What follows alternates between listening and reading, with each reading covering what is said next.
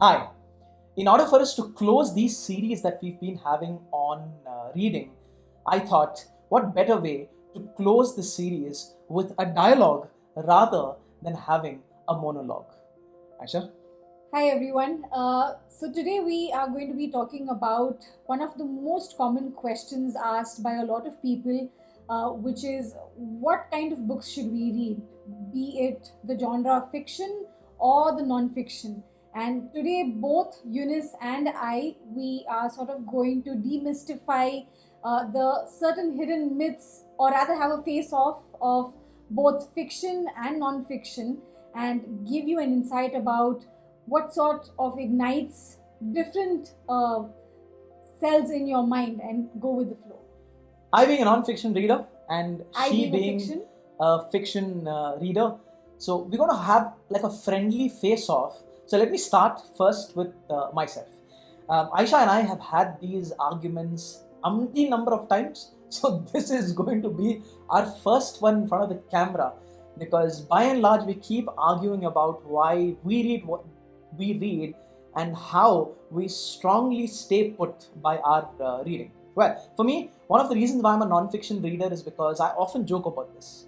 I would rather read books that will make my life a bestseller than read somebody else's bestseller. But I think that's where I think a lot of people differ in terms of their thinking, because fiction sort of ignites a lot of different thought processes in their mind. So why not also get inspired by other stories, and that way you can then create your own story as well. Well, I agree. It definitely inspires imagination, but then I have that already, isn't it? I need something that I will read which will channel my thought process, rather, construct my imagination in a more objective way so that I can use that to build and construct my life.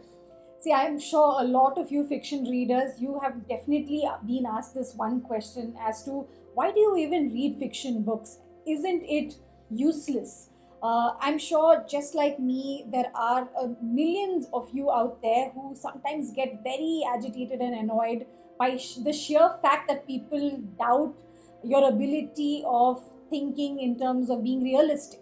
But I think that's where the correction needs to be made. Fiction doesn't necessarily need to mean that you are not realistic in nature. It's sort of helps you understand the parallel world. It helps you rekindle the thoughts that come into your mind in form of dreams and otherwise. I mean, one of your most favorite movies is Lord of the Rings, and Lord of the Rings is a classic example of fiction. So, what do you have to say about that? Oh, I knew Lord of the Rings was going to come, but I mean, I know this is again a typical argument of a non-reader, especially when they say, "Why spend so many number of hours reading that book when I can go and watch a movie out of it?" But I'm sure a lot of you readers also know the fact that movies only have certain parts of a book. A book gives you a lot of other details that cannot necessarily be captured in a movie. Okay, I have a question for you. Yep. Say, if you want to reach from destination A to destination B, do you want to go through the shortest way possible or the longest way possible? I would love to take a flying carpet, have wings, have a unicorn sit beside me, and then reach the destination. Why should I worry about the entire, hardship of reaching that entire space when I can think of it and be more creative in it?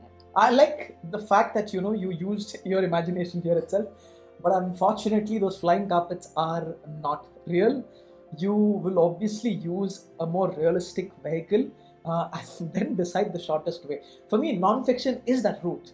If I want to learn anger management, I will pick a book on anger management, understand the fundamental principles that I need to apply in my life, rather than reading a story of a guy or a girl who was temperamental and then how the entire life changed, events that So I led to making that change. So I think what's happening here is that you're only stuck with the fact of believing that fiction is only about a guy and a girl. No, no, no, Uh, no. or, for example, that it has to be romanticized. Now, mind you, I'm not talking about fiction of being only a romantic genre.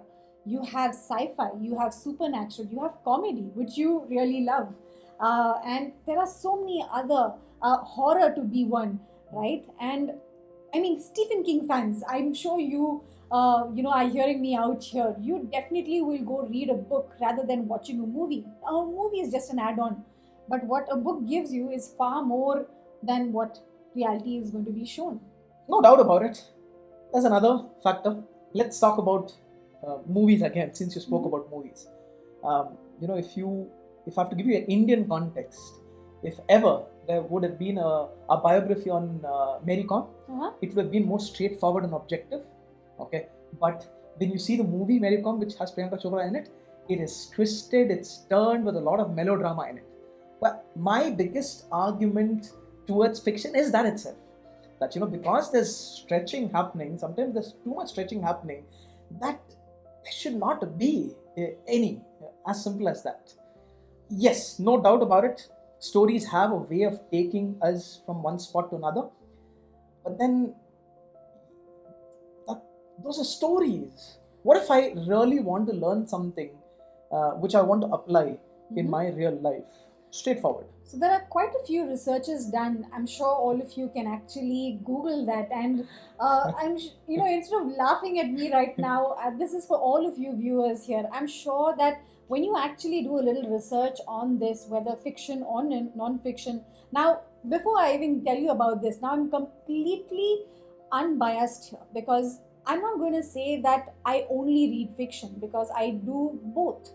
And the reason why I propagate so much about fiction is because of my work, I don't get to do a lot of things that I would love to do in my regular life. And books help me that way. Blind carpet? Okay. I mean, yeah, I could travel wherever I want to be. Since he or otherwise, we don't get to go out a lot. But that's what books help, me with. I transcend to a different university altogether, and that's what I'm sure a lot of people who read fiction believe in as well. And coming to the research that I actually was telling you about, a lot of researchers actually proclaim that fiction makes you be more empathetic towards situations, because you read so many different characteristics, so many different roles that you see, be it obviously, I'm not talking about a psychopath here, but I'm definitely talking about a situation of being a good friend, a good spouse, a good wife, or just building on relationships. So it definitely helps you understand situations better. So I'm still going to root for fiction. You have every right to.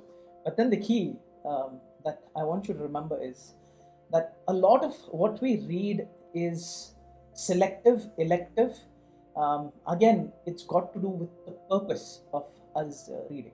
So if you actually even look at this argument, mind you, can go on, and we can have days of recording that we can upload, or every single day we can upload one recording or the other.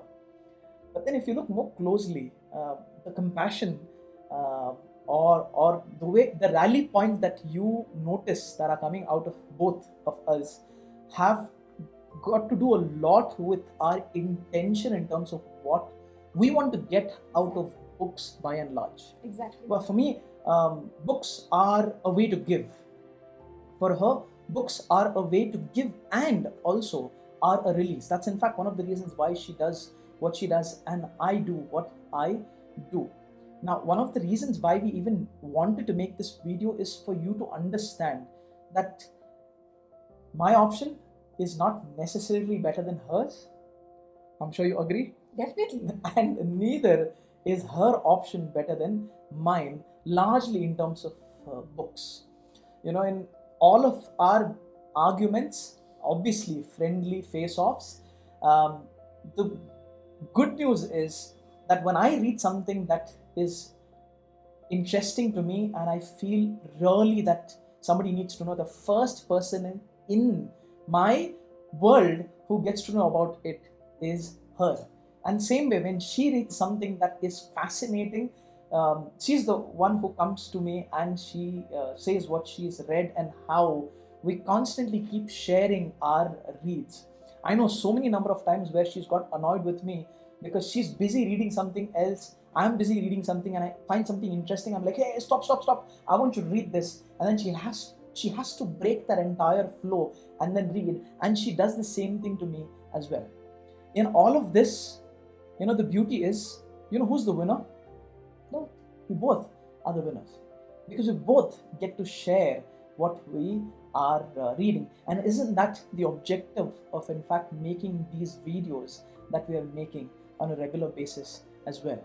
Exactly. To even add on to what Yunus just said, I think this portrayal of the friendly war that we just showcased was only to say that I'm sure a lot of you feel that either fiction or non-fiction, which one should I start off with, which one is better for me, so that you don't feel like you've wasted time over something that is not considered important. But I think it's important to understand that both target different aspects of your brain, both target different aspects of you building your personality. One definitely gives you a more realistic approach, which is definitely very important in times, especially of times like these, where you need to know your facts, you need to know your fiction, you need to know your history. But at the same time, you also need to sometimes have that lighter moment where you could just sip a cup of coffee, enjoy the rain, have a book in your hand or a Kindle, and read that fiction book that ignites different senses all around. And you could definitely have something to look forward to, irrespective of the genre. Reading is a special gift, and I think everyone should claim theirs because it's already been shared. And also, to end this video, remember, people will judge you no matter what. It's not just about reading. Any activity of our life, people are going to judge. If you're a football player, oh, why football? Why not cricket? If you're a cricket player, what cricket? Why not another sport? If you pick up a book and if you, especially are sitting in a public place with public eye on you, people will definitely judge. And I've seen people who kind of cover their book, like how we would cover in the school days using a brown paper and read. And I don't feel the necessity for any of us to actually do that. Because whether you're reading that fiction or non-fiction, you have the right to read because it's your time, it's your investment, and you decide how you want to invest as long as you're investing it on a book. Because both have its advantages. That's the reason why I want you to start this habit, cultivate this habit, and rub this habit off onto as many number of people as possible. And mind you, if not for anybody, your future family, your kids are going to be thankful for you forever for installing habit, which is reading. On that happy note, we'll see you soon the next time. Have Happy a happy reading. life. Hi friends, I hope you really enjoyed the video that you just saw, and I'd like to share a small secret with you about this video. I'm sure while watching this entire video, in bits and parts of the video, you may have seen that the video actually went out of focus. Now, the reason why this happened is because this video was not intended to be shared with all of you viewers, because we were sort of working on a trial, a mock video to sort of understand how the war between the two genres of reading actually happens. But when we saw that this was a complete raw personal inputs on the entire topic to you, we felt that there was nothing more than being real with our viewers than to share this entire piece with you. So I hope you really connect with the video and enjoyed it, and we're looking forward to creating some more good content for you as well.